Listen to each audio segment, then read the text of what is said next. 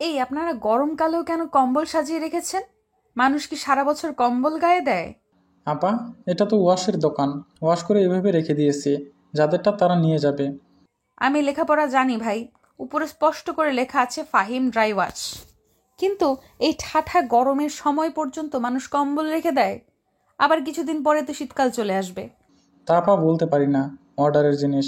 মাথা চলকায় কামাল। সে এই দোকানের কর্মচারী। আজ দুপুরে খাওয়া ভালো হয়নি। ডালে লবণ বেশি ছিল, আর মাছটা পচা। তার উপরে এই মেয়েটার উল্টাপাল্টা প্রশ্নে বিরক্ত লাগে, আবার মনটাও খারাপ হয়। আহা, এত সুন্দর মেয়েটা এমন পাগল পাগল। কি বলছেন এমন বিড়বিড় করে? আমার মনে হয় কি জানেন, আপনারা ইচ্ছে করে কম্বল সাজিয়ে রেখেছেন। এটা আপনাদের মার্কেটিং পলিসি। কিসের পলিসি আপা? বোকার মতো প্রশ্ন করে হাঁ করে থাকে কামাল। Marketing policy. এখন কম্বল সাজানো দেখে কারো না কারো মনে পড়বে, তাই তো আমার কম্বলও তো এই বছর ওয়াশ করি নাই। তখন সে এখানে চলে আসবে, সাথে আরও কয়েকটা সোয়েটার, শাড়ি বা শার্টও আসতে পারে। তখন আপনাদের ব্যবসা তো রমরমা। কামালের কাছে সুন্দর মতো পাগল মেয়েটা আরো কিছু বলতে যাচ্ছিল, কিন্তু কামালের কপাল ভালো, এজন্য অন্য একটা মেয়ে এসে তাকে উদ্ধার করে। আদিতি, এই ড্রাই ওয়াশের দোকানে কি করছিস? ব্যাটারি কিনে এসে তো দেখি তোর পাত্তাই নেই। এইখানে কেন? এতক্ষণ যে কামালের সাথে বকবক করছিল তার নাম অদিতি। অদিতি আহসান। কপালের পাশে কিছুটা চুল এলোমেলো হয়ে ঘামে লেপ্টে আছে। বান্ধবী মিতুর সাথে ভার্সিটি থেকে ফিরছিল। হঠাৎ একটা রিক্সা দাঁড় করিয়ে দেয় মিতু। ওর ঘরের ওয়াল ক্লকটার ব্যাটারি শেষ, মনেই থাকে না। আজ রাস্তার পাশে একটা দোকান দেখি রিক্সা দাঁড় করে কিনতে গিয়েছিল। আর সেই ফাঁকে অদিতি নজর বোলাচ্ছিল আশেপাশে। এমন ঠাঠা রোদ্দুরের গরমে দোকানে কম্বল সাজিয়ে রাখা দেখে ওর হাসি পায়। ইচ্ছা করে বিরক্ত করতে আসে।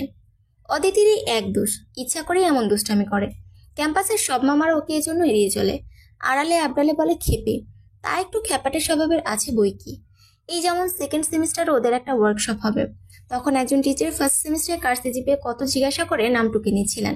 অদিতি উঠে দাঁড়িয়ে বলে বসলো, স্যার, যদি ভালো সিজিপিএ ধারীরাই আপনার ছাত্রছাত্রী হয় এবং তারাই সব ওয়ার্কশপে যেতে পারে, তাহলে আমাদের আর ক্লাসে থাকার দরকার কি?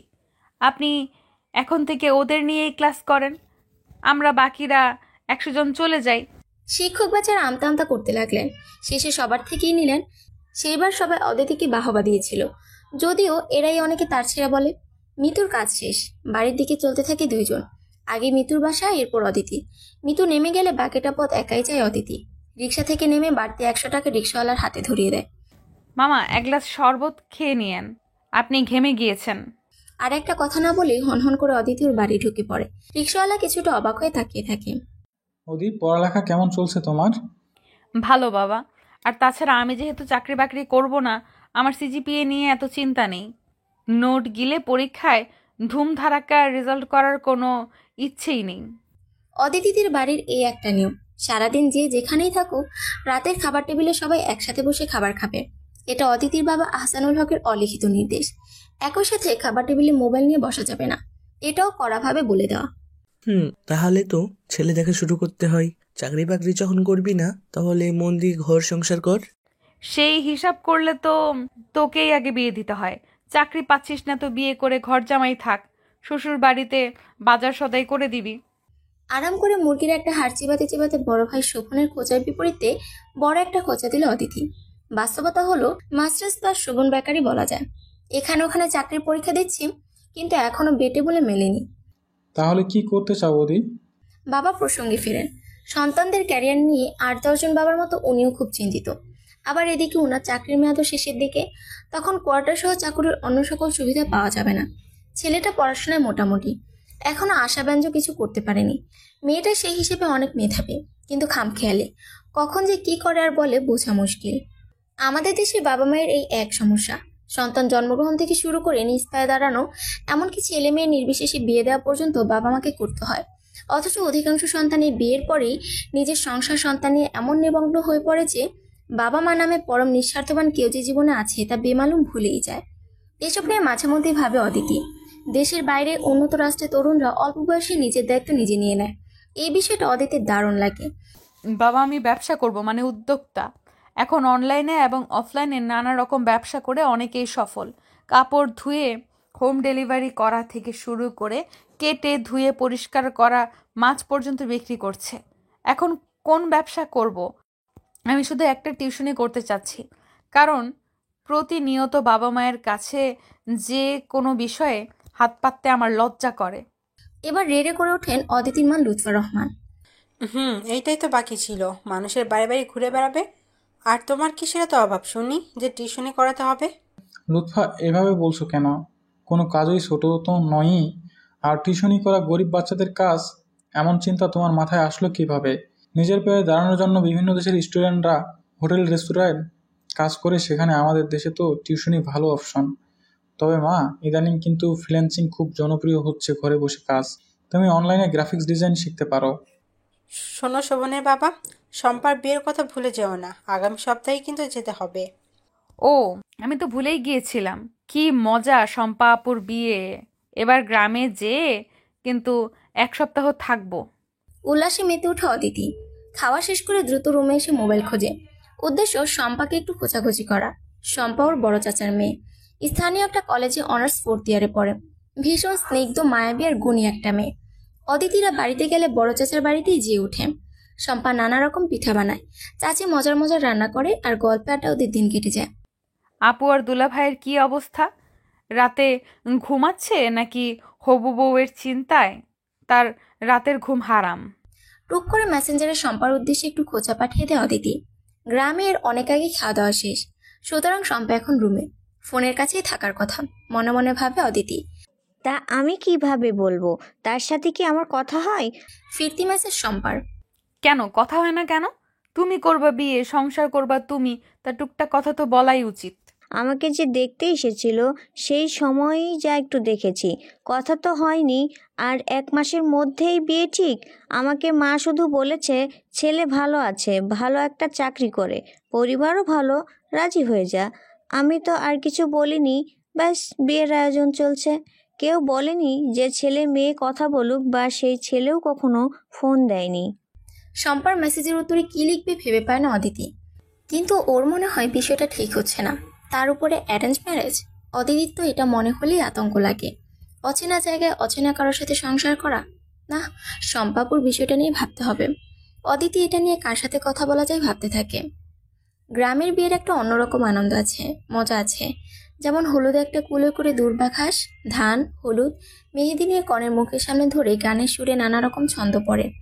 নানি দাদি গোছের কিছু মুরব্বী মহিলা এসব ছন্দে ছন্দে উড়াদুরা নাচ দেয়, রং মাখামাখি হয়। এখন অবশ্য সব জায়গায় আধুনিকতার ছোঁয়া। হিন্দি সিরিয়ালের মতো করে সাজ দিয়ে হিন্দি গান বাজিয়ে নাচানাচি করে। অদিতির এসব দেখতে ভালোই লাগছে। আরও 2 দিন আগেই সে গ্রামে এসেছে। তার আগে সে হবু বরের নাম্বার জোগাড় করে শম্পাপুকে দিয়েছে কথা বলার জন্য। এই নাম্বার জোগাড় করতে কম কাঠখড় পোড়াতে হয়নি। মাকে তো কিছুই বলা যায় না, সব কিছুতে রিয়েক্ট করে। ওনার কাছে মেয়ে মানে সসম্মানে বিয়ে দিয়ে শ্বশুরবাড়ি পাঠানো। ভাই তো একটা খচ্চর, এসব বললে কান মলা দেবে। বাকি থাকলো বাবা, একমাত্র উনি অদিতিকে বুঝেন। অন্যের কাছে যা পাগলামি মনে হয়, তার মাঝেও কিছু যুক্তি খোঁজার চেষ্টা করেন। সেই বাবাকে বলে কয়ে নাম্বারটা জোগাড় করেছে, কিন্তু শম্পাপু এমনই সরল, সে কোনো ফোন তো দেয়নি, বরং বলছে তার নাকি লজ্জা লাগে। কিন্তু অদিতির মনেও একটা খটকা লাগে, ছেলেটা তো অন্তত ফোন দিতে পারতো। বর্তমান সময়ে এসব তো কোনো ব্যাপারই না। শেষে অদিতি সে নাম্বারে কল দেয়। হ্যালো দুলা ভাই, আমাকে ঠিক চিনবেন না, আমি হলাম আপনার শালিকা, একটু দুষ্টু টাইপ, মিষ্টি শালিকা। বলেন কেমন আছেন? ওই পাশের ব্যক্তি তখন ঘুরে আছেন। এত সাবলীল মিষ্টি নারী কণ্ঠের কথা শুনে থতমত খায়। কোনো রকমে বলে, জি ভালো আছি, আপনি ভালো আছেন? কিভাবে ভালো থাকি বলেন? আপনার বিয়ে ঠিক, আর এখনো হবু বউয়ের সাথে কোনো কথাই বললেন না। মোবাইল জিনিসটা আছে কিসের জন্য? কথা বলার জন্য, তাই না? জি ঠিক বলেছেন। এত জিজি করছেন কেন? আমি কি আপনার বস নাকি? আপনার হবু বউয়ের নাম্বার মেসেজ করছি, একটু তো হাই হ্যালো করেন। না হলে বিয়ের পরে প্রথম কথা হবে, বউ তোমার নাম কি? ওই পাশের ছেলেটা তখন অবস্থা সঙ্গীন। এমন কাজ ভাঙা হাসির সাথে ভৎসনা যে কোনো পুরুষের শেষ করার জন্য যথেষ্ট। তবুও কিছুটা এগোতে লাগায়, গলায় সুখ টেনে পাল্লা দেওয়ার চেষ্টা করে। শালিকা যখন এমন সুন্দর করে হাসে তখন বউয়ের খোঁজ তো নিতেই হয়। দেন ফোন নাম্বার কথা বলি দেখি। আর বেশি কথা বাড়ায় না অদিতি, সব কিছুতে লিমিট রাখাই ভালো। আর ও তো মূলত কিছুটা ইজি করেছে শম্পাপুর জন্য। তবে অদিতি সফল বটে। সেদিনই শম্পাপুকে ফোন দিয়েছিল তার হবু বর। কি কথা হয়েছে না হয়েছে সেটা নিয়ে অদিতির মাথা ব্যথা নেই। তার চাওয়া ছিল উভয় পক্ষ পরিচিত হোক, স্বাভাবিক হোক দুইজনই। তারপর আজকের হলুদের অনুষ্ঠান। শম্পার বোন সম্পর্কে সবাই এক রঙের শাড়ি পরেছে, আর ছেলেরা পাঞ্জাবি। দেখতে ভালোই লাগছে, কিন্তু অদিতির কাছে এটাকে নিছক অপচয় মনে হচ্ছে। কারণ কাপড়ের যে কোয়ালিটি তাতে আরেকবার পরার মতো না। কিন্তু সবার জন্য কিনতে গেলে যে টাকা খরচ হচ্ছে তাতে ওর বড় চাচার উপর বেশ চাপই যাবে। এর মধ্যে বড় ফুফুর মেজো মেয়ে শাড়ি পায়নি বলে ফুফু বেশ মুখ ভার করে বসে আছেন। ব্যাপারটা হলো, বড় ফুফু সবার বড়, ওনার মেয়েরাও প্রায় অদিতিদের মা চাচিদের বয়সী বলা চলে। এখন উনি যে এমন কালারফুল রঙাচঙা শাড়ি পরতে চাইবেন তা কেউ বুঝতেই পারেনি। আর তাছাড়া কেনার সময় ভুল করে কম পড়ে গেছে, তখন ওই কালারের পাওয়া মুশকিল। তাছাড়া কেনা হয়েছে বেশ দূরের জেলা শহর হতে, যা এই গ্রাম থেকে বেশ দূরের পথ। বিয়ে বাড়িতে এমন ছোটোখাটো হট্টগোল হবেই যেন, তবে অদিতিই এসে সমাধানের পথ বের করে। ওর শাড়িটা শম্পা আগে আলাদা করে পাঠিয়ে দিয়েছিল, যেন ম্যাচিং ব্লাউজ বানাতে পারে। শাড়ি তো তেমন পরে না, ব্লাউজ না থাকারই কথা। সেই শাড়িটা নিয়ে এসে বড় ফুফুর হাতে দেয়। তুমি কি পারবা? শাড়ি ছাড়াও বহু রকম ড্রেস আছে ফুপি। আমি এই কালারের কাছাকাছি তেমন একটা ড্রেস পরে নেব। আর তাছাড়া আমি শাড়ি খুব একটা ভালো সামলাতে পারি না। তা তোমার মতো বয়সের মেয়েরা আজকাল কিন্তু ভালো শাড়ি পরতে পারে। আর তুমি তো দেখি একালের সাথে তাল মিলাতেই পারবা না। তাল মেলাতে গেলে তো আপনার মেয়ে শাড়ি পাইতো না ফুপি। আর আপনি তখন এভাবে মুখ কালো করে বসে থেকে আনন্দের পরিবেশ অন্যরকম করে ফেলতেন। অদিতির ফুফু শাড়িটা নিলেন বটে, কিন্তু মুখটা করলো তিতা করলা খাওয়ার মতো। এমন কড়া কথা শোনার অভ্যাস নাই তার। বড় বলে সবাই তাকে সমীহ করে, আর বেশি সমীহ করে ঝামেলা বাঁধা। এই জন্য হলুদের অনুষ্ঠান নির্বিঘ্নেই হলো। মেয়েরা সব শাড়ি পরলো, অদিতি পরলো সাদা কামিজের সাথে সাদা চুড়িদার আর চুনরি বাটিকের মাল্টি কালারের একটা ওড়না। সবার মধ্যেও অদিতি আপন আলোয় ও আত্মবিশ্বাসে ভিন্নভাবে উজ্জ্বল। কিন্তু ঝামেলা বাঁধলো বিয়ের দিন, যা কেউ ভাবতেও পারেনি। বিয়ের দিন সকাল থেকে হই হুল্লোড়। 7টা ছাগল জবাই হয়েছে। ভোরের আলো ফোটার আগেই সেগুলো কাটাকুটি করে রান্নাবান্না করছে স্থানীয় বাবুর্চিরা। মশলার ঘ্রাণে জায়গাটা মোমো করছে। চেনা অচেনা আধা চেনা আত্মীয় স্বজনে ভরে গেছে ঘর। এত লোকজনের মাঝে অদিতির অস্বস্তি হয়, বিশেষ করে যখন কেউ বলে, ও তুমি আহসানের মেয়ে না? তা ডাগর হয়ে উঠেছো তো, তোমারও তো বিয়ের দেওয়া উচিত। অদিতির হাসি পায়। বিয়ে হওয়া ছাড়া মেয়েদের বুঝে আর কোনো কাজ নেই। কিন্তু অদিতি রাগ করে না, বিরক্ত হয় না, কারণ এসবে লাভ নেই। বরং একটা হাসি হাসি মুখ করে ভাবখানা এমন যে অদিতি তো বিয়ের জন্য রেডি। ছেলে একজন আসলে সে নিজেই কবুল বলে ফেলবে। অবশ্য অন্য ধরনের কথাও শুনেছে। এই বয়সের মেয়ে একটু বেশি সাইজা গুইজা মেকআপ করে ঘুরবা, তা না তোমারে দেখে বোঝাই যায় না যে বিয়ে বাড়িতে আসছো। রংচঙের সংসারের কোনো ইচ্ছাই অদিতির নেই, তবে সম্পাপুকে সেই সুন্দর লাগছে। মানুষ এজন্যই বলে বিয়ের পানি পড়লে নাকি মেয়েরা সুন্দর হয়ে যায়। উজ্জ্বল শ্যামবর্ণের সম্পাপু শাড়ি গহনায় একদম জলজল করছে যেন। দুপুর 2টা নাগাদ বরপক্ষ আসলো। আসার কথা 100 জন, কিন্তু এসেছে 150 জন। ছোট মোটা বাচ্চা কাচ্চা ধরলে আরো বেশিই হবে। অতিথিদের আত্মীয় স্বজনদের খাওয়া এর আগেই শুরু হয়েছে, কারণ বড় ফুফুর মতো কিছু লোক আছেন যারা আবার বেশিক্ষণ না খেয়ে থাকতে পারেন না, বা তাড়াহুড়ায় সকালে নাকি খেতেই পারেননি। অদিতির আবারও হাসি পায়। এসব মানুষের বিয়ে বাড়ি আসলেই এত ক্ষুধা পায়। এর সাথে আছে এর জন্য একটু মিষ্টি দাও, ও আসতে পারে নাই তার জন্য একটু পোলাও বক্সে ভরে দাও। কনের বাবা মায়ের একটা শোক এবং কষ্ট থাকে। এত বছর ধরে বুকে ধরে রাখা আদরের মেয়েকে অচেনা জায়গায় পাঠাতে হচ্ছে, কিন্তু এসব আত্মীয় স্বজনের জন্য সেই শোকটুকু করারও সময় সুযোগ পায় না। বরের বাড়ির লোকজন আসলে ঘের ধরাধরি হলো, কিন্তু কিছু আদায় হলো না। তারা নাকি এসব বাজে বাজে খরচ করতে রাজি না। অদিতির বাবার ধমকে বাড়ির ছেলেমেয়েরা সরে গেল। খাবারের সবাই পার হয়ে যাচ্ছে। এজন্য অদিতির বাবা চাচারাই বরপক্ষকে বলল আগে খেয়ে নিতে, এরপর না হয় বিয়ে পড়ানো হবে। এত তাড়াহুড়োর কি আছে? এদিকে খাসির মাংস জমে যাচ্ছে, পোলাও ঠান্ডা হচ্ছে। সুতরাং ঝালর দেওয়া বিশাল শামিয়ানার নিচে বরযাত্রীদের বিশাল বহর বসে গেল খেতে। ভাত তেমন কেউ নেয় না, এক একজনের পাতে মাংসের পিরামিড। খেতে পারুক বা না পারুক, মাংস নিয়ে সাজিয়ে রেখেছি স্তূপ করে। হাড়ি হাড়ি দই খালি হতে লাগলো। জম্পেশ খাওয়া দাওয়া শেষে পানি খাওয়ায় 7 আপ কোকা কোলা। যখন সবাই ব্যস্ত, তখন অদিতির বাবা এগিয়ে গেল ছেলের বাবার দিকে বিয়ে পড়ানোর অনুমতি নিতে। স্থানীয় কাজী সাহেব উপস্থিত, নীল রঙের কাবিননামায় লেখার জন্য প্রস্তুত। বরকনের আইডি কার্ডের খোঁজ করছেন। এমন সময় হঠাৎ করে চিকন স্বরে কান্নার শব্দ। প্রথমে সবাই ভাবলো কনে বা কনের মা বুঝে কনে বিদায়ের বেদনায় কাঁদছেন, কিন্তু শব্দ আসছে কনে যে ঘরে বসে আছে তার পাশের ঘর থেকে। সেখানে তো বরের বাড়ির মহিলারা বসে আছেন। তাহলে খোঁজ নিয়ে দেখা গেল কাঁদছেন বরের মা, কারণ মেয়ে পছন্দ হয়নি। শম্পাকে দেখতে এসেছিল বর, তার বাবা, চাচাও ও এক বন্ধু। বরের মা মোবাইলে ছবি দেখেছেন, সবার পছন্দে তারও পছন্দ। ভালো ঘরের লক্ষ্মী মেয়ে, সংসারী। কিন্তু এখন সরাসরি দেখার পর তার মনে হয়েছে তার ঘরের বড় বউয়ের গায়ের রং আরেকটু উজ্জ্বল না হলে এবং আরেকটু লম্বা না হলে মান সম্মান থাকে না। দুই একজন বোঝাতে আসায় এমন চিৎকার দিয়ে কান্না, এক কথা মেয়ে পছন্দ হয়নি। বিব্রতকর অবস্থায় পড়েছে অদিতির বাবা চাচারা। ভদ্রতার খাতিরে বলতেও পারছে না যে খাওয়া দাওয়ার পরে আপনাদের এই কি নাটক। বর উঠে মায়ের কাছে গেল। অদিতিরা কয়েকজন বরের মা যে রুমে আছে তার সামনে দাঁড়ানো। বরকে জড়িয়ে ধরে তার মা কেঁদে চলেছেন। একটাই কথা, আব্বা এই মেয়ে তোর যোগ্য না। বরের বাড়ির দুই একজন মহিলা আত্মীয় এমনকি অতিথিদের দুই একজন বোঝানোর চেষ্টা করছেন, কিন্তু মহিলা নাছর বান্দা, উনি এই বিয়েতে রাজি না।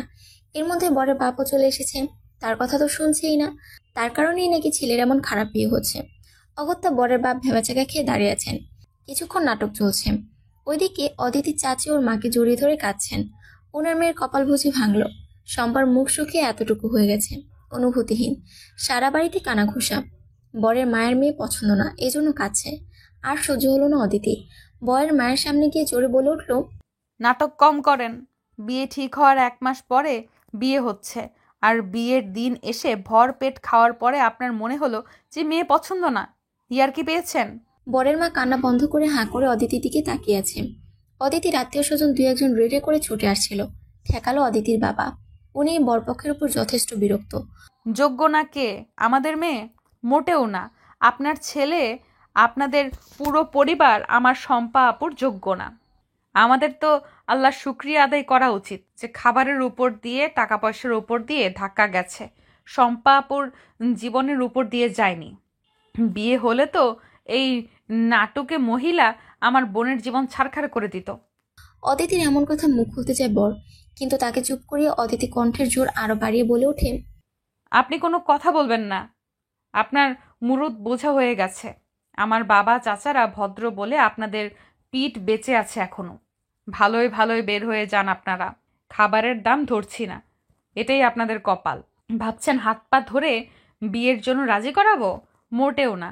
আপনাদের মতো ছোট লোকদের সাথে বোন দিয়ে দেওয়ার কোনো ইচ্ছেই নেই আমাদের। আর কোনো নাটক করলে ভিডিও করে ফেসবুকে পোস্ট করে দেব, তখন কিন্তু সমাজে মুখ দেখাতে পারবেন না। অদিতির কথায় উৎসাহিত হয়ে এর মধ্যে ওর কিছু চাচাতো ভাই মোবাইলে ভিডিও শুরু করে দিয়েছে। অবস্থা বেগতিক দেখে বরযাত্রীরা সুর করে বের হয়ে যায়। বেলা শেষের দিকে বরযাত্রীদের সাথে অদিতিদের আত্মীয় স্বজনরাও সবাই চলে গেছে। বড় ফুফুর মতো কিছু লোকজনের যদিও ইচ্ছে ছিল আরো কয়েকদিন থাকার, এই বিয়ে ভাঙা নিয়ে খোঁজাখুঁজি করার, কিন্তু অদিতির অগ্নিরূপের কথা স্মরণ হয়ে থাকলে আরো হিতে বিপরীত হতে পারে ভেবে তারাও চলে গেছে। বাড়িতে আছে অভুক্ত অদিতির বাবা, চাচা, মা, চাচি সহ ভাই বোনেরা। হাঁড়ি পাতিলের নিচে পড়ে থাকে কিছু খাবার, খাবারের সন্ধানে ঘুরঘুর করা কয়েকটা কুকুর, আর ভাবলেশীন কনের সাজে বসে থাকা শম্পা। বরযাত্রীরা তো যথেষ্ট শিক্ষা নিয়ে চলে গেল, অন্যেরা গেল ভরপেট খেয়ে, কিন্তু শম্পার কি হবে এই চিন্তা এখন ঘুরপাক খাচ্ছে সবার মাথায়। সন্ধ্যা নামছে যেন অতি ধীর গতিতে। ডেকোরেটরের লোকজন তাদের হাঁড়ি, কড়াই, গ্লাস, প্লেট সব গুছিয়ে নিয়ে যাচ্ছে। বাড়তি খাবারগুলো নেওয়ার কেউ নেই। অদিতির বাবা বলে দিয়েছেন ওদের নিয়ে যেতে। অদিতিরা কেউই খায়নি। ভেবেছিল বিয়ে পড়ানো হলে খেতে বসবে, কিন্তু বিয়েও হলো না, বাড়ির কারো খাওয়াও হলো না। গ্রামের বাড়ি হলো অদিতির চাচারা বেশ সুন্দর করে উঠান রেখেই একতলা পাকা বাড়ি করেছেন। রান্নাঘর আর স্নানের ঘর বাইরে। বাড়ির মাঝের একটা ঘরে বসে সবাই অনেকটা বসার ঘরের মতো। সেখানেই খাটের উপর বসে আছে অদিতির মা এবং চাচি। চেয়ারে অদিতির চাচা এবং বাবা। অদিতি আর ওর ভাই শুভন গেল সেখানে। ঝোঁকের মাথায় তো বিয়ে ভেঙে গেল, এখন কি হবে বুঝতে পারতেছি না। অনেকটা ভাঙা গলায় বললেন অদিতির চাচা সিরাজুল হক। আমার মেয়েটা সব কিছুতে বাড়াবাড়ি। কে বলেছিল বড়দের বিষয় নাক গলাতে? ফুঁসে ওঠান অদিতির মা লুৎফা। মেয়ের পাকনামি ভীষণ অপছন্দ। বিয়ে ভেঙে গেলে গ্রাম এলাকায় আবার বিয়ে হওয়া যে কি কঠিন, এই পিচ্ছি মেয়ে কি বুঝবে? গম্ভীর গলায় অদিতির বাবা মেয়েকে সাপোর্ট দেন। আমরা যেটা করতে পারিনি অতিথি সেটাই করেছে, বরং দরকার ছিল ওদের গলা ধাক্কা দিয়ে বের করে দেওয়া।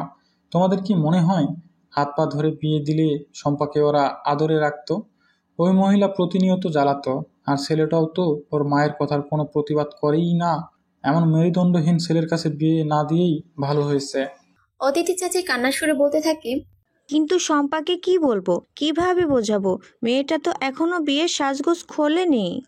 আমি সাজ উঠাতে, কাপড় চেঞ্জ করতে নিষেধ করেছি, কারণ শম্পা আপুর আজই বিয়ে হবে। ঘরে যেন কোনো বোমা ফেটেছে। সবাই অবাক হয়ে হতবিহ্বল হয়ে অদিতির দিকে তাকিয়ে আছে। অদিতির মায়ের মুখ শুকিয়ে যায়। এই মেয়েটা না জানি আবার কি অকাণ্ড করে। চাচা, আপনি ভালো করেই জানেন এই গ্রামের সালাম ভাই শম্পা আপুকে পছন্দ করে। আপনার কাছে বিয়ের প্রস্তাবও দিয়েছে, কিন্তু আপনি রাজি হননি, কারণ সালাম ভাই চাকরি করে না, গ্রামেই ব্যবসা করে।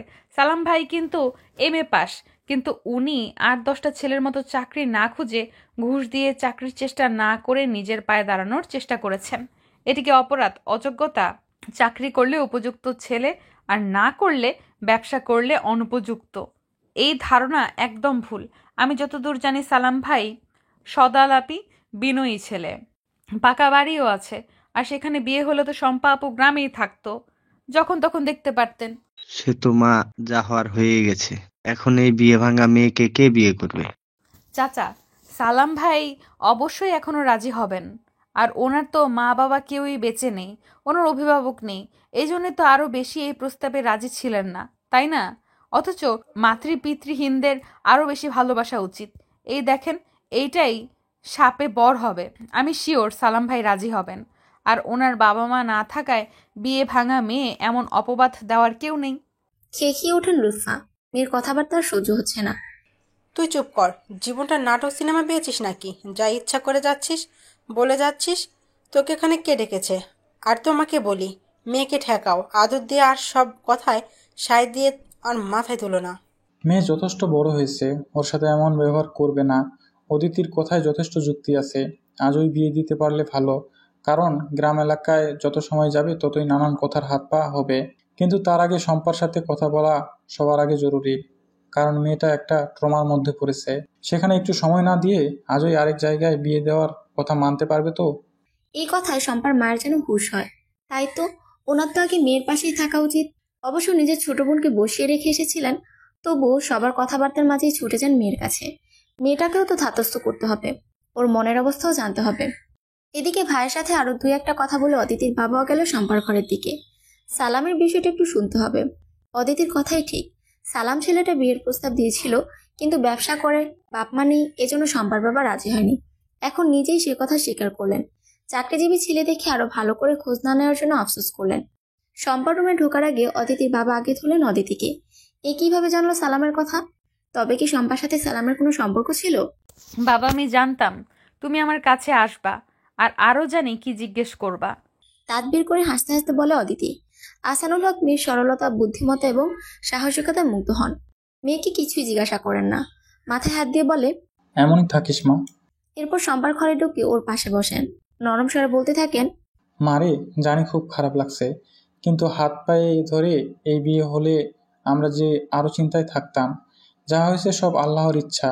অদিতি কোনো একটা ছেলের কথা বলছিল সালাম নামে। অদিতি তো তার সাথে বিয়ের কথা বলছিল। চাচা, সালামকে আমি গ্রামের একজন হিসেবে চিনি। শুনেছিলাম সে বিয়ের প্রস্তাব দিলে আব্বা রাজি হয় নাই, কারণ সে এতিম। এই বিষয়টা আমার ভালো লাগে নাই।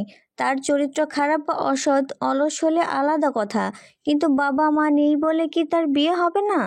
এটাই একদিন অদিতিকে বলেছিলাম। আর বিয়ে ভাঙাতে আমি মোটেও দুঃখ পাইনি।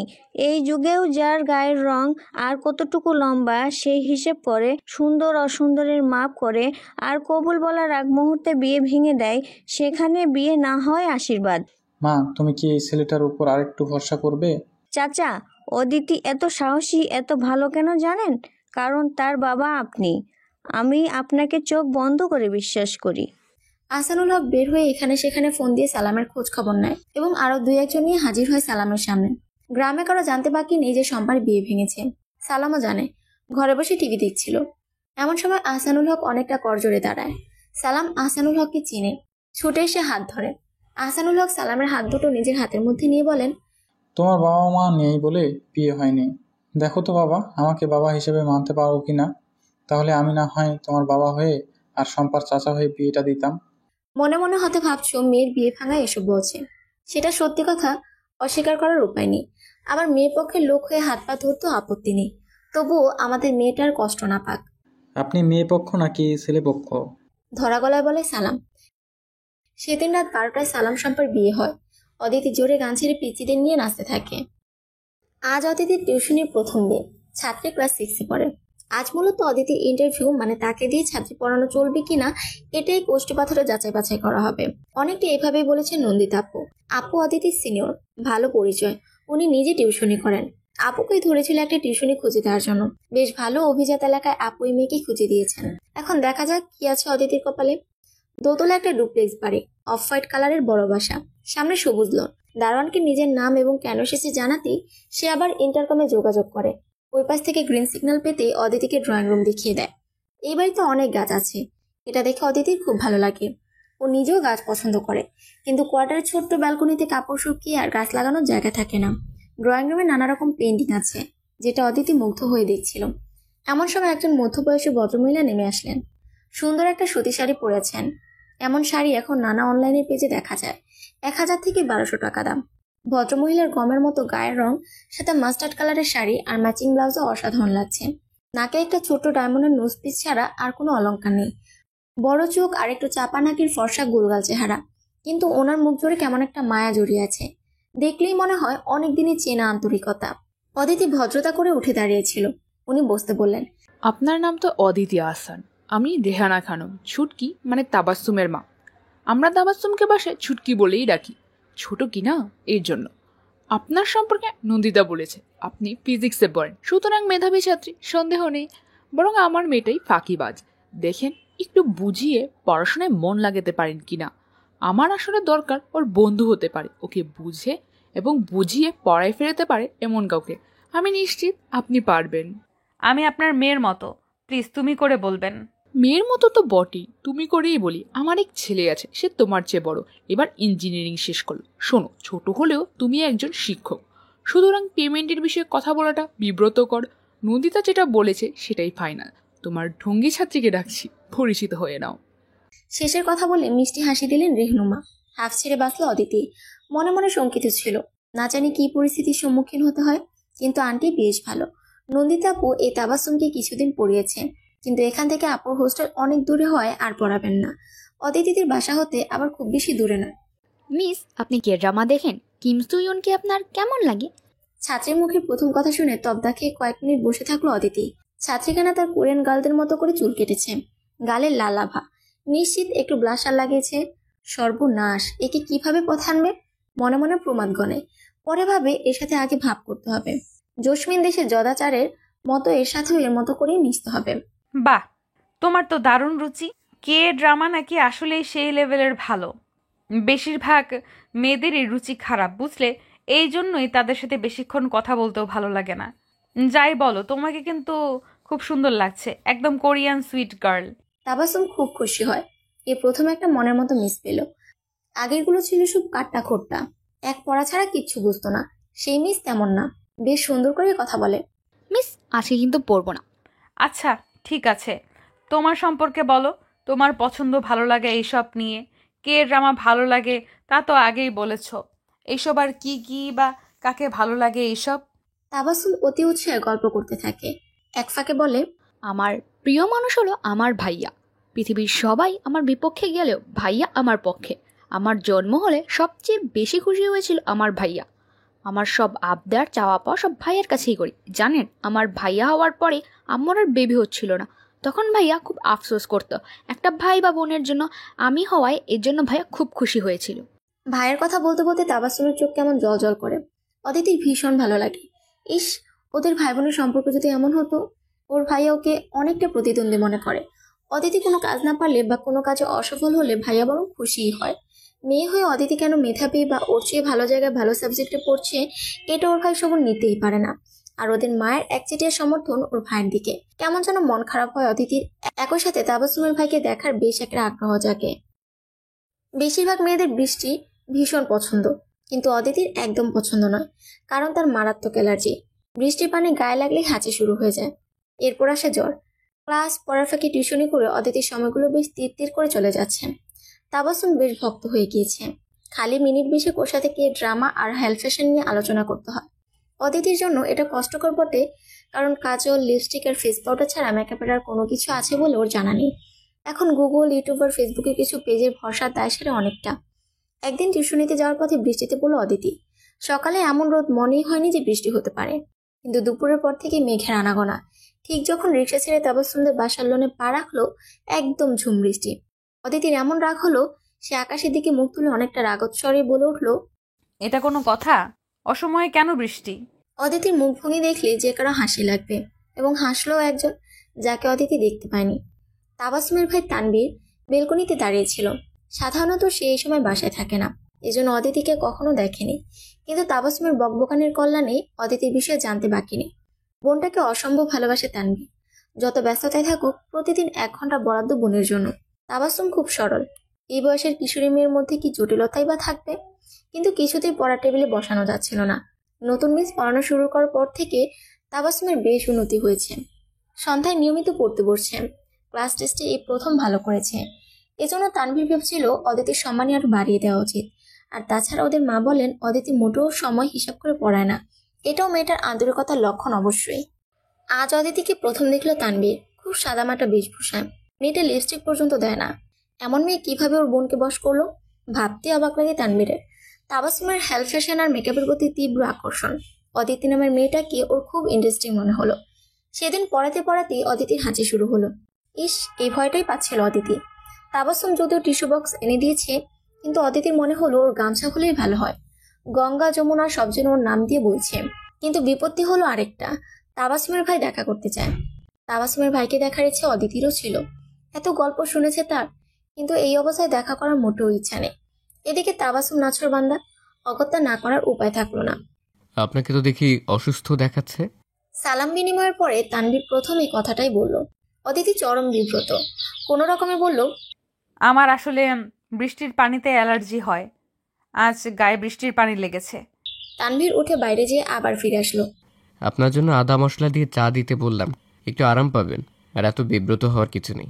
মানুষের অসুস্থতা অসুখ বিসুখ থাকবেই, এটা তো আমাদের জীবনেরই অংশ। আমি আসলে আপনাকে ধন্যবাদ দেওয়ার জন্য এসেছি। তাবাসসুমের তো হাউস টিউটরই দিকে না, ও তো বেশ দুষ্টু আর একদম পড়তে চাইতো না।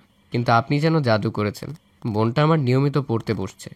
আমরা আপনার প্রতি কৃতজ্ঞ।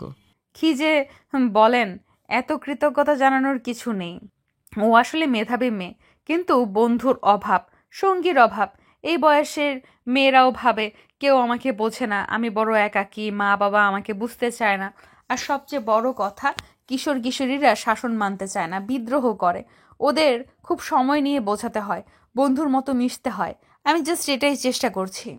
অদিতির পর্যবেক্ষণ ক্ষমতায় তানভীর মুগ্ধ হয়। ওর মনে হয় এই মেয়েটা অন্যরকম, খুব গভীরভাবে চিন্তা ভাবনা করে। এত সাধারণভাবে এখনকার মেয়েরা চলে না। আবার বডি ল্যাঙ্গুয়েজ আর কথা বলার ধরনই বলে দেয় প্রবল আত্মসম্মানবোধ সম্পন্ন। ভালো লাগে তানভীরের। আপনি তো বাসায় ফিরবেন, আমিও বাইরে যাব। তাবাসসুম বলছিল আশপাশেই আপনাদের বাসা, তার উপরে অসুস্থ। আপনাকে পৌঁছে দিই। অনেক ধন্যবাদ। দারোয়ানকে বলে একটা সিএনজি ডেকে দিলেই হবে। নাক মুছতে মুছতে বলে অদিতি। মেয়েটা আসলেই অন্য টাইপের, মনে হয় কিছুটা অহংকারীও, কি জানি। মনে মনে এটা ভাবতে ভাবতে বের হয়ে যায় তানভীর। ও আসলে কিছুটা আহত হয়েছে। এভাবে যে কাউকে লিফট দিতে চাইলো আর প্রত্যাখ্যাত হলো, ভাবতেই পারেনি। তরুণীদের মধ্যে বেশ কদর আছে তানভীরের, আর অহমেও একটু লাগলো বুঝি।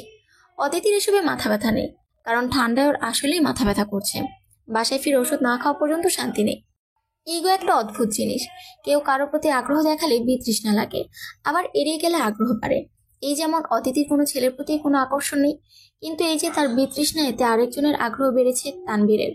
দুপুরে বা বিকালে তানভীর কখনোই বাসায় থাকতো না। সকালে বের হয়ে বেশ রাত করেই ফিরতো, কিন্তু ইদানিং তাকে বিকালের দিকে মাঝে মধ্যে চায়ের কাপ হাতে ব্যালকনিতে দাঁড়িয়ে থাকতে দেখা যায়। ঠিক যে সময় অদিতি পড়াতে আসে, অদিতি তাকে দেখে কি দেখে না তানভীর ঠিক বুঝতে পারে না।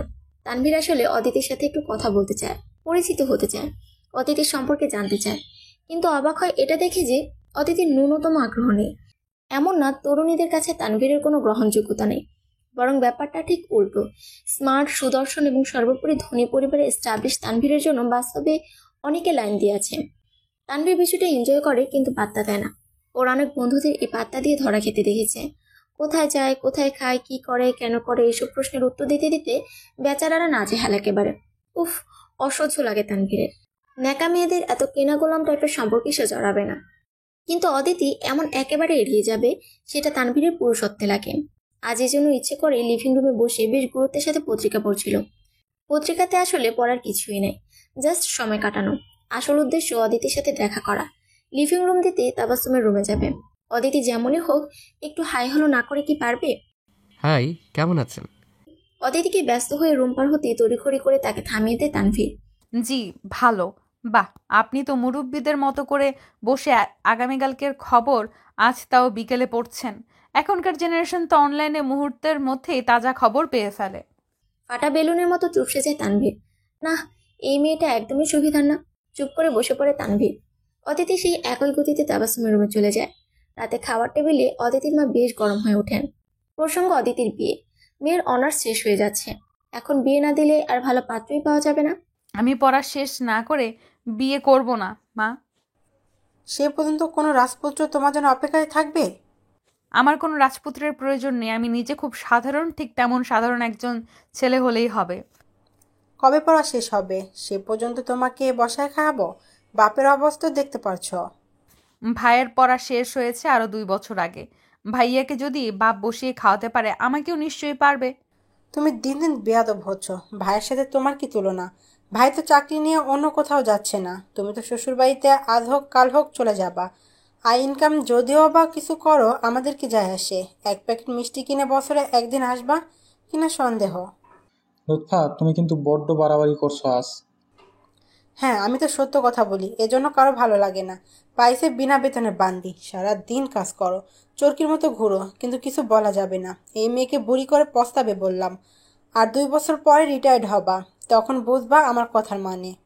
অদিতির মুখ সারা শরীর যেন তেতো হয়ে ওঠে। না খেয়ে উঠে পড়ে। রাতে ভালো ঘুম হয় না। মা আজীবন তাকে এমনই পরপর করে চলেছে।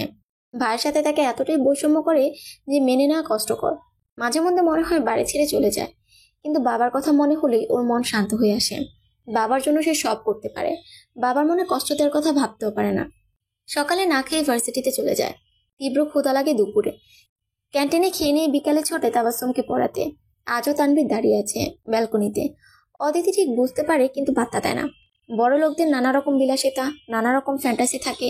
ভালোবাসা নামের ভালো লাগার তেমনই এক ফ্যান্টাসি।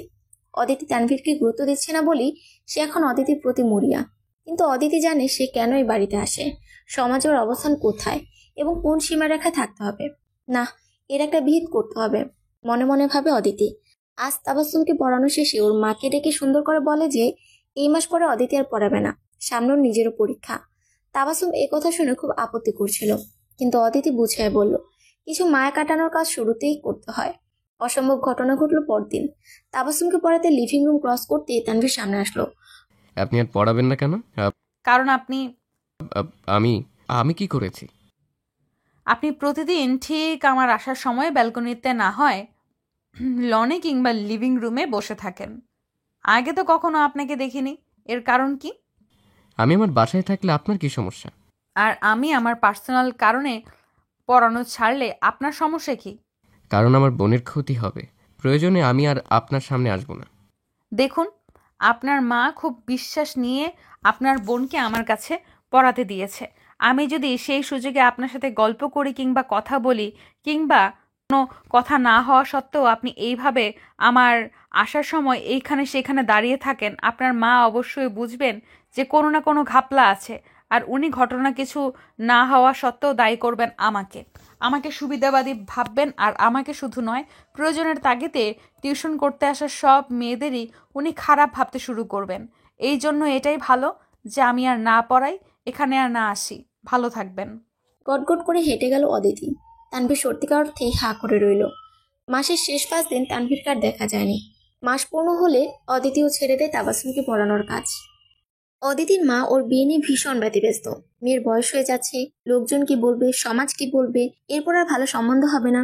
প্রতিদিন নানা কথায় মাথা খারাপ করে দিচ্ছে। অদিতির সাথে এ নিয়ে প্রায় প্রতিদিন কথা কাটাকাটি হয়। এদিকে অনার্স পরীক্ষা শেষ, টিউশনি বা অন্য কিছু করছে না। তাবাসসুমকে পড়ানোর পরে আর কাউকেও পড়ায়নি। তানভীরের কথা মাঝে মাঝে মনে হয়, কিন্তু সে বুঝে শুনে তানভীরকে পাত্তা দেয়নি। তানভীর ধনির দুলাল, তাবাসসুমের ভাই হিসেবে অসাধারণ সন্দেহ নেই, কিন্তু অদিতি সামান্য হাউস টিউটর, সেই হিসেবে দূরত্ব বজায় রাখাই ঠিক আছে। বয়সের উন্মাদনায় আর ইগোর জন্য অদিতির প্রতি সাময়িক ভালো লাগার জন্ম নিতে পারে, কিন্তু এগুলোকে প্রশ্রয় না দেওয়াই ভালো। যাক, সে চ্যাপ্টার শেষ। এখন কিছু না করলে মায়ের কথায় বাসায় টিকে থাকা দেয়। এদিকে বাবাই অদিতিকে সবসময় সাপোর্ট দিয়েছেন, কিন্তু তারই চাকরি আছে আর 6 মাস। এজন্য উনিও মানসিকভাবে একটু ভঙ্গুর অবস্থায় আছেন। তার উপরে মায়ের জোরাজুরিতে গ্রামের যেটুকু জমি জমা ছিল সব বিক্রি করে ভাইয়ের ব্যবসার পুঁজি করে দিয়েছেন। এটাতেও বাবা অনেক কষ্ট পেয়েছেন। সব মিলে বাসার অবস্থা থমথমে। অদিতি বসে না থেকে অনলাইনে কিছু কোর্স করে ফেলে ফ্রিল্যান্সিং এর উপর। এর সাথে বাবার সাহায্যে ওদের কোয়ার্টারের পাশে একটা হাই স্কুলে যোগদান করে। খুব ভালো স্কুল না, কিন্তু অভিজ্ঞতা তো বাড়বে। তাছাড়া তাবাসসুমকে পড়ানোর সময় বুঝতে পারে ও আসলে পড়াতে ভালোবাসে, স্টুডেন্টদের মন বুঝতে পারে। মা এখন মাঝে মধ্যে মাস্টারনি বলে খোঁচা দিলেও অদিতি সেটা গায়ে মাখে না। আর ব্যস্ততা একটা কারণ, ফ্রিল্যান্সিং এর সাথে স্কুলের ক্লাস, বেশ ব্যস্ত একটা জীবন। অদিতি যে বিয়ে করতে চায় না বিষয়টা এমন না, কিন্তু এখনই নয়, আরো ভালো চাকরি পেতে চায়, বাবার পাশে দাঁড়াতে চায়, ঠিক যেভাবে ছেলেরা দাঁড়ায়। এজন্য হয়তো ভালো কোনো পাত্র নাও পেতে পারে, কারণ তখন সমাজের চোখে বয়স বেশি মেয়ে হয়ে যাবে। তাতে অদিতি যায় আসে না। ওর একজন ভালো মনের জীবনসঙ্গী প্রয়োজন। তার অর্থ না থাকলেও কিংবা প্রচলিত অর্থে সফল না হলেও অদিতির কোনো আপত্তি নেই। সেদিন স্কুল বন্ধ। অদিতি একটু আরাম করে ঘুমাচ্ছিল। বিকালের একটু আগে ওর মা ঠেলে ঠুলে ঘুম ভাঙায়। ওঠ, তোর সাবিনা খালা এসেছে, যা মুখ ধুয়ে আয়। সাবিনা খালা হলো অদিতির মায়ের চাচাতো বোন। এই মহিলাকে অদিতি দুই চোখে দেখতে পারে না। অসহ্য একটা মানুষ, নিজের পয়সার গরমে বাঁচে না, কিন্তু এখন ঘুম ভেঙে মায়ের সাথে ক্যাচাল করতে ভালো লাগছে না। উঠে হাত মুখ ধুয়ে বসার ঘরে ঢোকে। হ্যাঁ রে, ও লুৎফা, মেয়ের বয়স হয়েছে, খেয়াল করস নেই? হাই হাই, চোখের নিচে কালি ফেলে কি হইছে? আরো আগে কেন বিয়া দেশ নাই? কথায় কয় যৌবনে কাকও সুন্দর।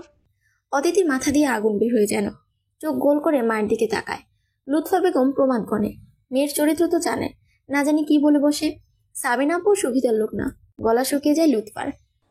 খালা, তাহেরা আপা এখন কেমন আছে? লুৎফাকে অবাক করে দিয়ে ভিন্ন প্রসঙ্গে কথা শুরু করে দেয় অদিতি। আছে কোন রকম, বিরস মুখে বলেন সাবিনা। তাহেরা হলো সাবিনার বড় মেয়ে। ক্লাস 10-এ থাকতে বেশ বড় লোক পরিবারে বিয়ে দেয়, কিন্তু জামাই খুব মারধর করে। একবার তো হাসপাতালে ভর্তি থাকতে হয়েছিল। ইস, তাহেরা আপার কি কপাল, এত সুন্দর একটা মেয়ে, কি তার গায়ের কালার, আর তাকে কিনা 2 বেলা জামাইয়ের মার খেতে হয়। সাবিনার মুখ যেন একদম চুন হয়ে যায়, আর কথা বের হয় না। আরাম করে যে রসে টইটুম্বুর রসগোল্লা খাচ্ছিলেন তা যেন গলায় আটকে যায়। বিষম খেয়ে তাড়াতাড়ি পানি মুখে দেন। লুৎফা, আজ যাই রে, তোর ভাই আবার বাসায় এসে খুঁজবে আমাকে। সাবিনা দ্রুত চলে যান। আজ বহুদিন পরে মা মেয়ে একসাথে অনেকক্ষণ ধরে হাসতে থাকেন। এই ঘটনার পরে অদিতির মা লুৎফা অনেকটা নরম হয়ে যায়। ভাবেন, মেয়ের কপালে বিয়ে থাকলে হবে, না হলে হবে না। এই নিয়ে আর বাসা অশান্তি করতে ওনারও ভালো লাগে না। অদিতি ভাই সুবল বেশ মন দিয়ে ব্যবসা করছে, ইলেকট্রনিক্সের ডিলারশিপ। এবার এত গরম পড়েছে যে ফ্যান, এসি, এয়ার কুলারের ভীষণ চাহিদা। অদিতি মাস্টার্স শেষ করে এদিকে ফ্রিল্যান্সিং এ বেশ পোক্ত হয়ে উঠেছে। টাকা যা পায় হাতে কিছু রেখে বাবার হাতে তুলে দেয়। আহসান সাহেব নিতে চান না, কিন্তু অদিতি গো ধরে। বাবা, আমি মেয়ে বলেই কি তুমি আমার টাকা নিতে চাও না? না রে মা, এত কষ্ট করে উপার্জন করিস, নিজের শখ আহ্লাদ পূরণ কর আর বাকি টাকা জমিয়ে রাখ, কাজে লাগবে। তুমিও তো কষ্ট করেই উপার্জন করে আমাদের পেছনে খরচ করেছো, আর নিজের কোন শখ আহ্লাদটা পূরণ করেছো শুনি? একটা ভালো পাঞ্জাবি পর্যন্ত তোমার নেই। আমি জানি তোমার বহুদিনের শখ আড়ং থেকে কাজ করা একটা পাঞ্জাবি কেনা। এই টাকা দিয়ে তুমি পাঞ্জাবি কিনবা। আহসানুল হক মেয়ের সাথে পেরে ওঠেন না। সংকোচ লাগলেও মেয়ে যখন যা দেয় নেন। মেয়েটা বড্ড খুশি হয়। মাস্টার্সের পরে ভালো একটা হাই স্কুলে চাকরির প্রস্তাব পায় অদিতি। যোগদান করতে দ্বিতীয়বার ভাবে না। সরকারি চাকরি পাওয়ার সময় সাপেক্ষ, আবার বিভিন্ন জায়গায় ছুটতে হয়। অদিতি বাবা মায়ের কাছেই থাকতে চায়। যেদিন স্কুল থেকে রিক্সা করে বাসায় ফিরছিল, স্কুলটা কিছুটা দূরে। এখন তো বাবার চাকরি শেষ, একটা ভাড়া বাসায় থাকে। কোথা থেকে একটা সিএনজি দ্রুত পাশ কাটাতে গেলে অদিতি রিক্সায় ধাক্কা লাগে। রিক্সা কাত হয়ে পড়ে যায়। অদিতিও পড়ে যায়, কিন্তু সৌভাগ্যবশত একদম রাস্তায় না পড়ে সাইডে পড়ে। হাতে বেশ ব্যথা পায়। আশেপাশের লোকজন দাঁড়িয়ে দেখে, কিন্তু কেউ এগিয়ে আসার আগ্রহ দেখায় না। এমন সময় একজন তরুণ দৌড়ে আসে, অন্যদের তাড়া দিয়ে সাথে আনে, রিক্সা টেনে তোলে, রিক্সাওয়ালাকে ধরে। তরুণ ছেলেটি অদিতির কাছে এসে ভীষণ আন্তরিক কণ্ঠে জানতে চায়, কোথায় লেগেছে? অদিতির মনে হয় ওর বাম হাত ভেঙে গেছে। ছেলেটা ওকে ধরে অপর একটা সিএনজি ডেকে মেডিকেলে নিয়ে যায়। অদিতির হাতে ফ্র্যাকচার হয়েছে। ডাক্তার দেখানো, এক্স-রে রিপোর্ট, মেডিসিন নিয়ে ছেলেটা দৌড়াদৌড়ি করতে থাকে। অদিতির বাবা মাকে সংবাদ দেওয়া হয়েছে, ওনারা আসছেন। কিন্তু অপরিচিত একটা মেয়ের জন্য এই ছেলেটার এত দৌড়াদৌড়ি দেখে অদিতি মুগ্ধ হয়। এই প্রথম অদিতি টের পায় হাতের ফ্র্যাকচারের সাথে মনেও কিছুটা গন্ডগোল হয়েছে। অদিতির মনে আজকাল এমন কিছু কথা ঘুরপাক খায়, অচেনা আবেগে উদ্দোলিত হয়। সেদিনই সে অ্যাক্সিডেন্ট, অচেনা ছেলের সান্নিধ্যে আসা, আর এখন এই অচেনা আবেগ, সবকিছু অন্যরকম লাগে অদিতির। এর মধ্যে গায়ে আজ কয়েকদিন ধরে জ্বর। জ্বরের ঘরে আরো যেন কল্পনা বাস্তব মিলিয়ে ফেলে। মাঝে মধ্যে মনে হয় সেই ছেলেটি এসেছে, ওর কপালে যেন হাত রেখে বলছে, চিন্তা নেই, একদম ঠিক হয়ে যাবেন। আবার পর মুহূর্তে মনে হচ্ছে এই সবই স্বপ্ন ছিল। আসলে কি স্বপ্ন ছিল? আমান হলো ঘরের খেয়ে বনের মোষ তাড়ানো লোক। জি, ঠিকই ভাবছেন। এই আমানই সেদিন অদিতিকে উদ্ধার করে হাসপাতালে ভর্তি করে। এরপর অদিতির বাবা মা আসা পর্যন্ত দৌড়াদৌড়ি যা করার আমানই করেছে। এমনকি পরেও যথেষ্ট ঝামেলা নিয়েছে, কারণ অদিতির বাবা মা বয়স্ক হওয়াতে আমান তাদের কিছুই করতে দেয়নি। অদিতি ভাই শোভন ব্যবসার কাছে শহরের বাইরে ছিলেন। অন্যের বিপদে অনেকেই ছুটে আসে, বড় জোর হাসপাতালে ভর্তি করা পর্যন্ত দায়িত্ব পালন করে। কিন্তু এই ছেলেটা অনেক বেশি আন্তরিক, ভীষণ আপন আপন। হাতের ফ্র্যাকচারের চেয়েও জ্বরটা বেশি ভোগালো অদিতিকে। আজ দুপুরের পর থেকে জ্বর নেই, মুখটা কেমন তেতো তেতো। বাসায় আছে, একদিনই হাসপাতালে ছিল। বড় রকমের কোনো সমস্যা না থাকায় পরের দিনই ছাড়পত্র পেয়ে যায়। লুৎফা বেগম বেশি করে মরিচ দিয়ে ঝালমুড়ি নিয়ে আসেন। মেয়েটা কিছু খেতে পারছে না, একটু যদি মুখে দিতে পারে। এই তো এখন জ্বর নেই, জ্বরের ঘরে কি সব বকছিলি? সাগরের ঢেউ দেখবো, হাত ধরো, হাবি যাবি। তুই বুঝতে পেরেছিস কিনা জানি না, আমার ছেলেটা এসেছিল, তোর ধুম জ্বর, রুমে এসে তোকে দেখে চলে গেছে। অদিতির সারা শরীর আবার শিরশির করে ওঠে। আবার জ্বর আসবে নাকি? আমার তাহলে ঠিকই এসেছিল। ও জ্বরের ঘরে ভুল দেখেনি, কিন্তু কপালে হাত দেওয়ার বিষয়টা হয়তো মনের কল্পনা মাত্র। আমান বাবা মা হারা অনেকটা ছন্নছাড়া যুবক। ছন্নছাড়া বলতে বিপদগামী, চালচলহীন নয়।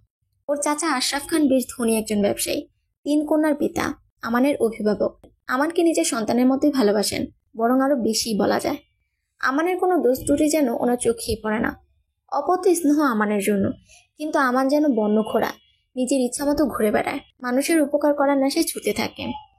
এমন না যে আমার চাচার টাকায় করে, বরং বেশ ভালো একটা চাকরি করে, এমপ্লয়ি হিসেবেও দক্ষ। কিন্তু দোষ একটাই, হুটহাট গায়েব হয়ে যায়। এই যেমন সেদিন মার্কেটের পাশে এক বৃদ্ধ হামা করে কাছে ছেলের কাছে এসেছিল, রাস্তা হারিয়ে ফেলেছে, ঠিকানা ঠিকঠাক বলতে পারে না। ছেলের ফোন নাম্বার একটা আছে, কিন্তু সেই নাম্বারে কেউ কল রিসিভই করে না। আমানের সাথে করে রেল স্টেশনে আসে, টিকিট কেটে গ্রামে যাওয়ার ব্যবস্থা করে। কিন্তু ঠিক ট্রেন ছাড়ার মুহূর্তে আমানের মনে হয়, বয়স্ক মানুষ আবার যদি হারিয়ে যায়। ছেলে তো মনে হয় ইচ্ছা করে দায়িত্ব এড়ানোর জন্য ফোন ধরছে না। ব্যাস, আরেকটা টিকিট কেটে চলে যায় বৃদ্ধের সাথে সে সুদূর রংপুর। এই হলো আমান, যা মনে হয় তাই করাই ওর স্বভাব। বোর্ডিং আর হোস্টেলে কেটেছে অনেকটা সময়। এরপর ওর চাচা খুব চেয়েছিল নিজের কাছে রাখতে, কিন্তু সে রাজি হয়নি। একটা কথাই বলেছিল, চাচি আমাকে ভালোবাসেন, আমি চাই এই ভালোবাসা অটুট থাকুক। তবে এটা ঠিক, আশরাফ সাহেবের হস্তক্ষেপ না থাকলে আমাদের চাকরি করাই কঠিন হতো। যদিও এটা ওর 3য় চাকরি গত 2 বছরে। এই কিছুটা ছনছাড়া ছেলের প্রেমেই মজেছে অদিতি। মেয়েগুলো কেন জানি ঠিক এই ধরনের ছেলের প্রেমেই বেশি মগ্ন হয়, কিছুটা আবেগে, কিছুটা মায়ায়। অদিতি সুস্থ হয়ে আমানের ফোন নাম্বারটা নেয়, বাবার কাছেই নাম্বারটা ছিল। 2 দিন ফোন দিয়ে দেখে বন্ধ, সংযোগ দেওয়া সম্ভব হচ্ছে না জানায়। চিন্তিত হয় অদিতি, ফোন নাম্বার কি তাহলে ঠিক নেই? তবুও পরের দিন আবার ফোন দেয়, এবার রিং বাজে। অদিতির বুকে ধুকপুক ধুকপুক করতে থাকে। হ্যালো, কে বলছেন? আমি অদিতি। অদিতির মনে হয় ও ভুল করছে, শুধু নাম বললে কি আর চিনবে? কিন্তু অদিতির ভুল করেছে ভাবনাটাকে ভুল প্রমাণ করে দিয়ে ফোনের ওপার থেকে একটা প্রাণোচ্ছল কণ্ঠ বলে উঠল, আরে অদিতি, আপনার জ্বর কমেছে? হাতের কি অবস্থা? প্লাস্টার কবে খুলবে? আপনি তো মনে হয় খাওয়া প্রায় বন্ধ করে দিয়েছিলেন। আন্টি তো তাই বলছিল। না খেলে সুস্থ কিভাবে হবেন বলেন তো? একেবারে তব্দ খেল অদিতি। এত কথা সে আশা করেনি। কৃতজ্ঞতা জানানোর জন্য ফোন দিয়েছিল। আমি এখন ভালো আছি, জ্বর নেই। 2 দিন পরে এই প্লাস্টার খুলবে। আমি আসলে কৃতজ্ঞতা জানানোর জন্য ফোন দিয়েছি। আপনি আমার জন্য যেভাবে দৌড়াদৌড়ি করেছেন, তা আপন আত্মীয় ছাড়া কেউ করে না। তা আমাকে আপন আত্মীয়ই মনে করুন না তাহলে। আর এই কৃতজ্ঞতা জানানোর মতো এত ফর্মাল কাজ করা লাগে না। না মানে আমি আসলে সেটা বোঝাতে চাইনি। অদিতি, আমি এখন কোথায় জানেন? আমি এখন বান্দরবানে। গত 2 দিন ট্রেকিং করেছি। এসব পাহাড়ে বা সমুদ্রে আসলে নিজেকে খুব ছোট্ট মনে হয়। তখন জাগতিক সব দুঃখ কষ্ট সব তুচ্ছ মনে হয়। এই যে আপনি এতটা ফর্মাল হয়ে বলছেন, সামাজিক জীব হিসেবে একদম পারফেক্ট বিষয়, কিন্তু এই পাহাড়ি পরিবেশে মনে হচ্ছে এসবও কত তুচ্ছ। এটা তুচ্ছ হতে পারে, কিন্তু এইভাবে অন্যের বিপদে ঝাঁপিয়ে পড়া তো তুচ্ছ নয়। কয়জন পারে এমন বলেন? এমন মানুষকে কদর করাও তো দরকার। সেটাও কিন্তু তুচ্ছ কোনো বিষয় নয়। আমরা এই ধরনের মানুষের মূল্যায়ন করি না বলেই আজ সমাজে স্বার্থপর মানুষ ভরে যাচ্ছে। অদিতি, আপনার কথাগুলো এবং কথা বলার স্টাইল দারুণ। এভাবে ফোনে হবে না, সামনাসামনি চা বা কফির কাপে আপনার সাথে যুক্তি পাল্টা যুক্তির ঝড় তুলতে হবে। দেখা হবে শীঘ্রই, ততক্ষণে ভালো থাকুন। অদিতিকে অবাক করে দিয়ে ফোন রাখলো আমান। অদিতি খেলে ভাবতে থাকলো, এটা কি হলো? ऐसे जरूरी हो मुझको तुम जैसे हवाए सांसों को ऐसे तलाशूं मैं तुमको जैसे कि पार जमीनों को। এই গানটা অদিতির অসম্ভব ভালো লাগে। একটা হিন্দি মুভির গান, কিন্তু এর আবেদন, এর রের্জি কাটেই না। অদিতির হাত এখন ভালোই বলা যায়। স্কুলে যাচ্ছে নিয়মিত।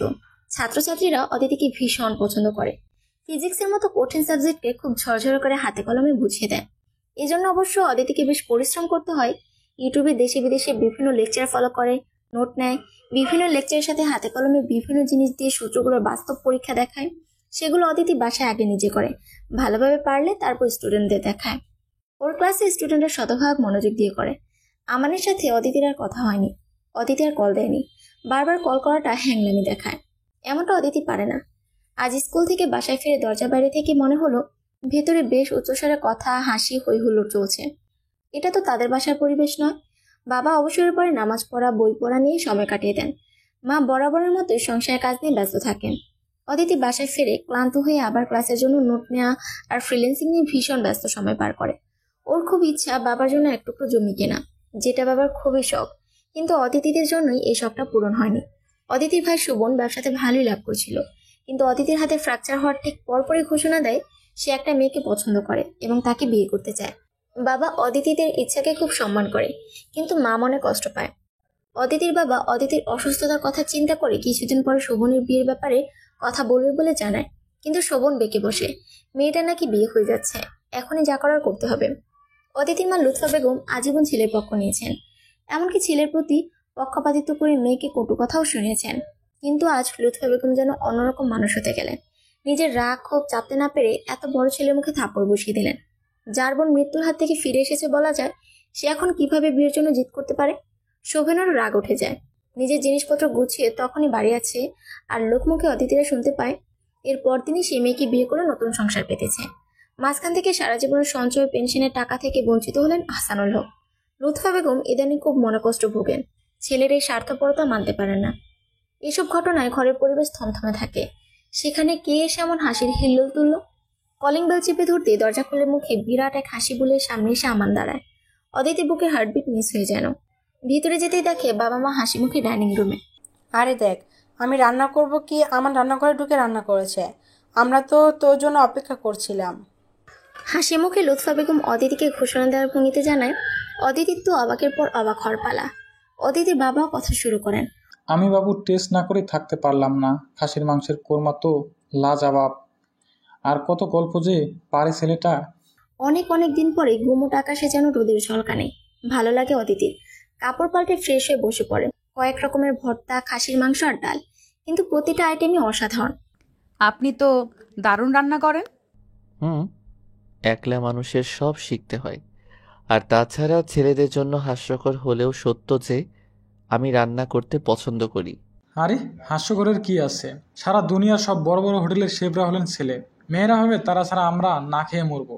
অদিতি মায়ের দিকে তাকিয়ে টিপ্পনি কেটে বলে অদিতির বাবা। অদিতির মা কথা বলে না। খাওয়া শেষে অদিতির বাবার হাতে বাসন কাসন ধরিয়ে দেয়।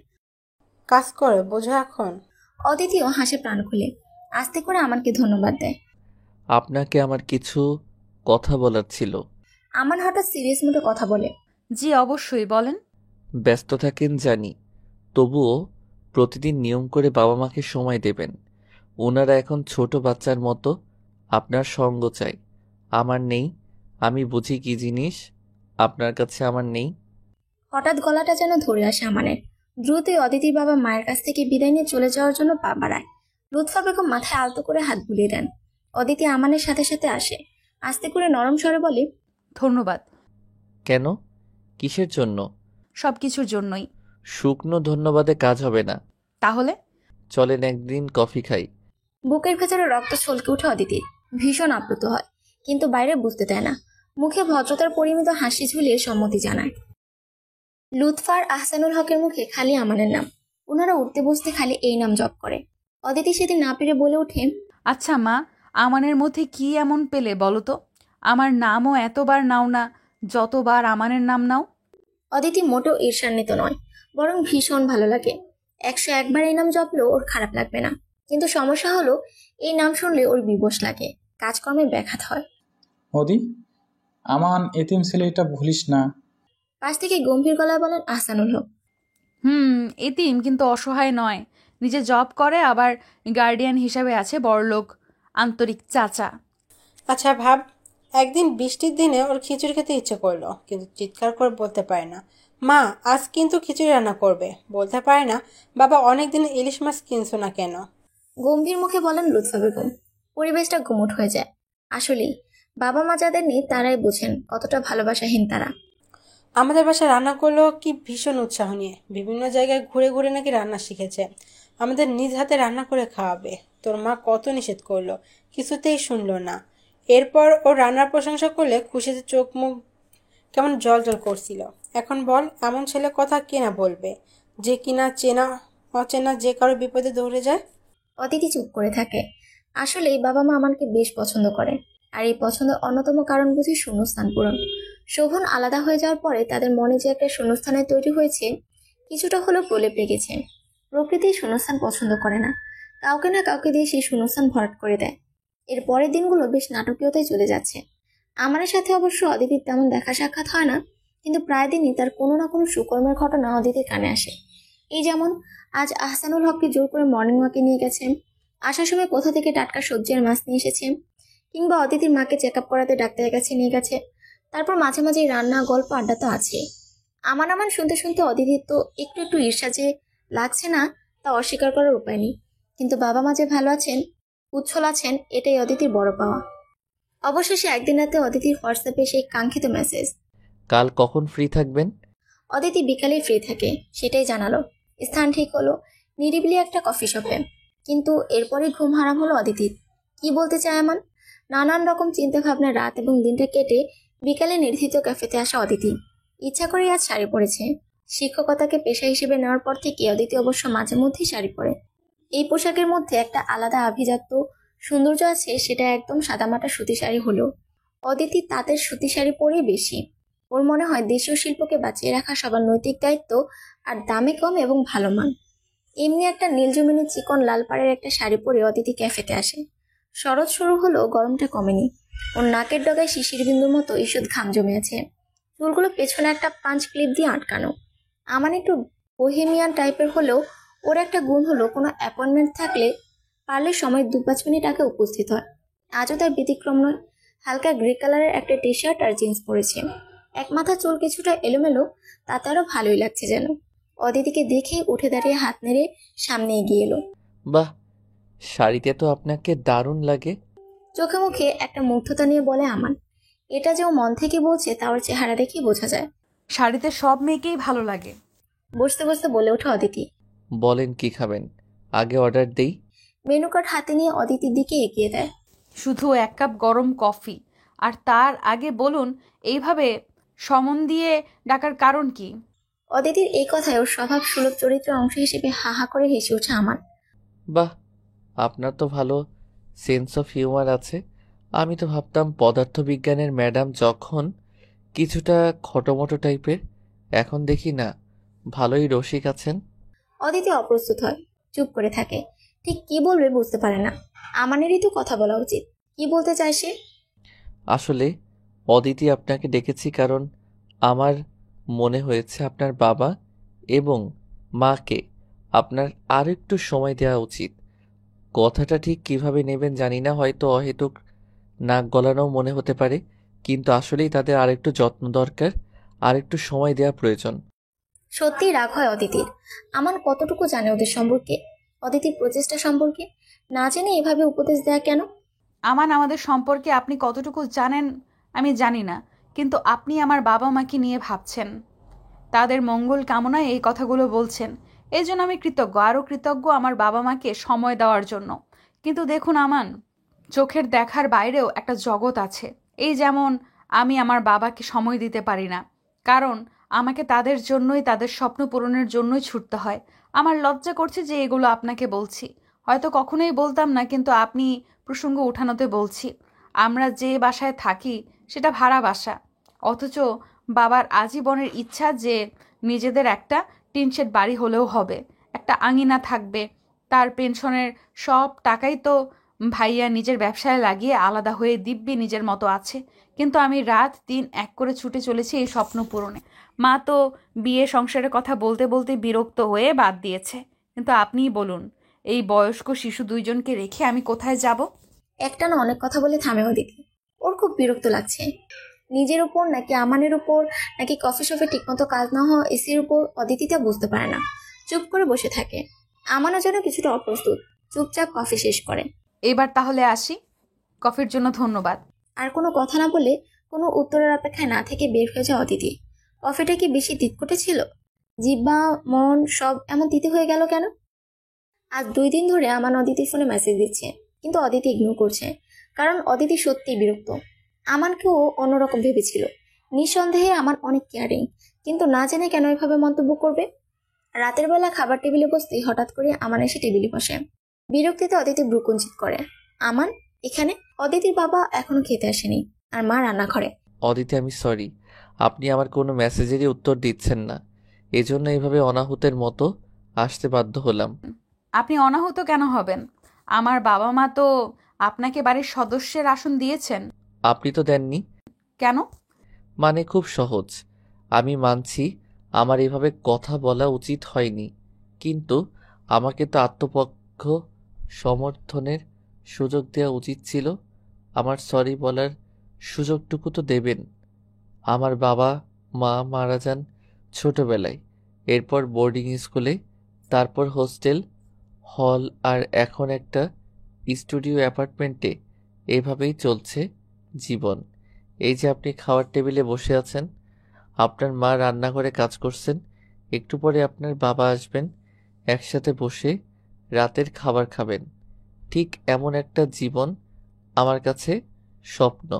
দেখুন, আমি আজীবন বাউন্ডুলে গোছের মানুষের জন্য দৌড়াই ঠিকই, কিন্তু মানুষ আমাকে কতটা ভালোবাসে, কতটা মনে রাখে, প্রয়োজনের সময় আমাকে কল দেয়, ভাই 1 ব্যাগ রক্ত লাগবে, জোগাড় করে দিতে পারবেন?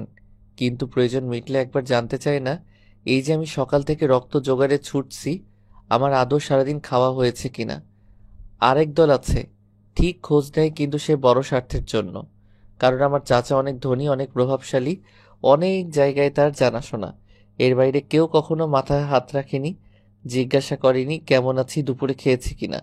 আপনার বাবা মা সর্বপ্রথম আমাকে জিজ্ঞাসা করেছে, বাবা আজ সারাদিন বড্ড ছোটাছুটি করেছ, আজ আর কোথাও যেও না, আমাদের সাথে খেয়ে এখানেই ঘুমিয়ে থাকো।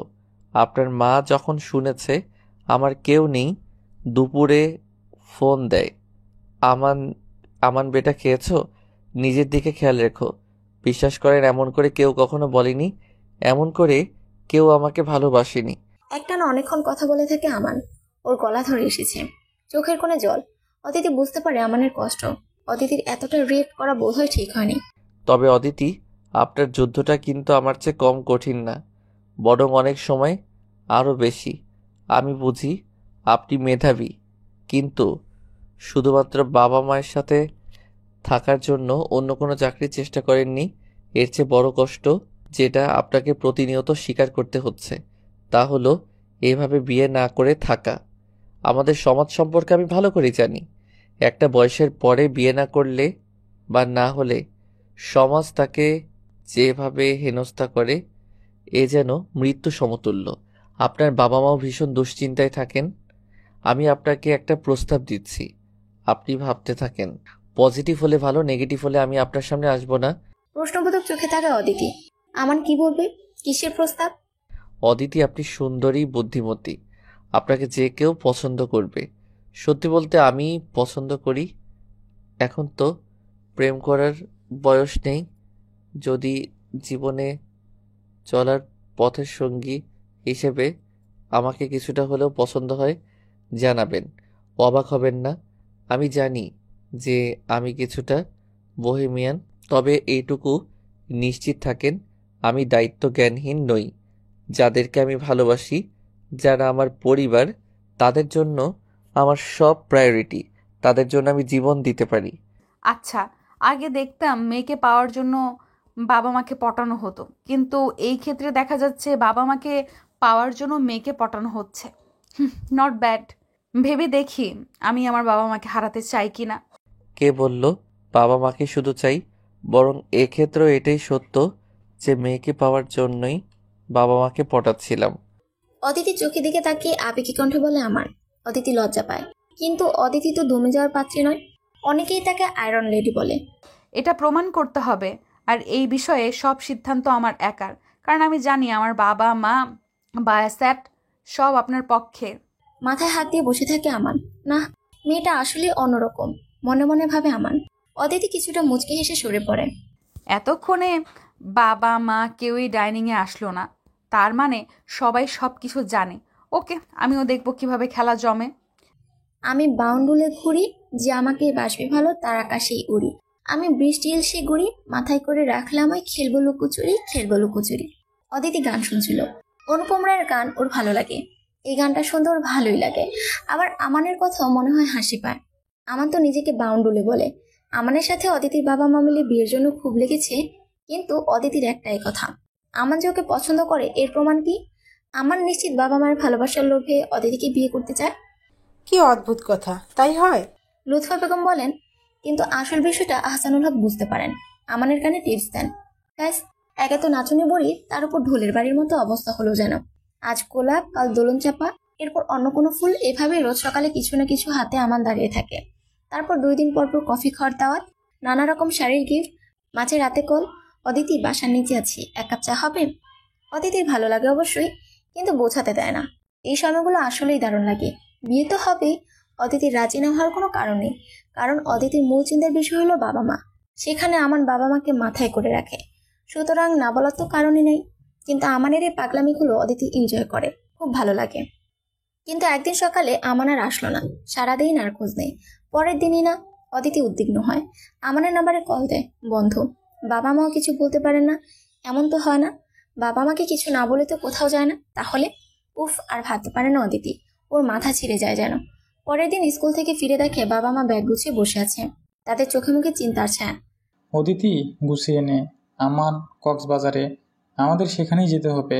এয়ারের টিকিট কেটেছি, এখনই যেতে হবে। বাবার কণ্ঠে এমন কিছু ছিল যে অদিতি আর প্রশ্ন করতে সাহস পায় না, যা পারে গুছিয়ে বেরিয়ে পড়ে। মনের মধ্যে নানা প্রশ্ন। কোনো অ্যাক্সিডেন্ট? খুব খারাপ অবস্থা না হলে এয়ারে যাচ্ছে কেন? মুখ শুকিয়ে যায়। কক্সবাজারে নেমে বাবা ওদের নিয়ে একটা অভিজাত হোটেলে উঠলে অদিতি প্রশ্নবোধক চোখে তাকায়। আমানের চাচা ঠিক করে দিয়েছেন, ব্যাগ রেখে ফ্রেশ হয়ে আমানকে দেখতে যাব। বাবা, আমার ফ্রেশ হওয়ার দরকার নেই। আচ্ছা, রুমে ব্যাগ রেখে আয়। অনিচ্ছায় রুমের চাবি নিয়ে চলে যায়। পেছনে বাবা মা মিটিমিটি হাসতে থাকে। অদিতি দরজা খুলতে চমকে যায়। আমান হাঁটু গেড়ে বসে আছে, হাতে একটা রিং। আমাকে কি তোমার জীবন সঙ্গী করবে অদিতি? প্লিজ। একদমই না। কত বড় বাটপার, আমাকে মিথ্যে বলে এনেছে। আমি চিন্তায় মরে যাচ্ছিলাম। রেগে বের হয়ে যাচ্ছিল অদিতি। আমান জোর করে জড়িয়ে ধরে। থমকে যায় অদিতি। এছাড়া কোনো রাস্তা পাচ্ছিলাম না প্রিয়া। তুমি এত ঘোরাচ্ছিলে কেন? আর কত ঘুরবো? সারাটা জীবন তো ঘুরেই গেলাম, এখন একটু শান্তির গৃহকোণ চাই। অদিতির কানে ফিসফিস করে বলে আমান। এরপর ওকে ছেড়ে দেয়, হাত ধরে রুমের ব্যালকনিতে নিয়ে যায়। ব্যালকনি থেকে সমুদ্র দেখা যায়। কি সুন্দর, তাই না অদিতি? এখানে বাবা মা কেউ নেই, শুধু তুমি আর আমি। এখানে আমাকে গ্রহণ করো প্লিজ। অদিতি কাপা হাত বাড়িয়ে দেয়। আমান আংটি পরিয়ে দেয়। আংটি পরিয়ে শক্ত করে হাত ধরে থাকে। সামনে আদিগন্ত সমুদ্র, সীমাহীন আকাশ। আমান সেদিকে তাকিয়ে নিজেদের ভবিষ্যৎ নিয়ে ভাবতে থাকে। সমাপ্ত।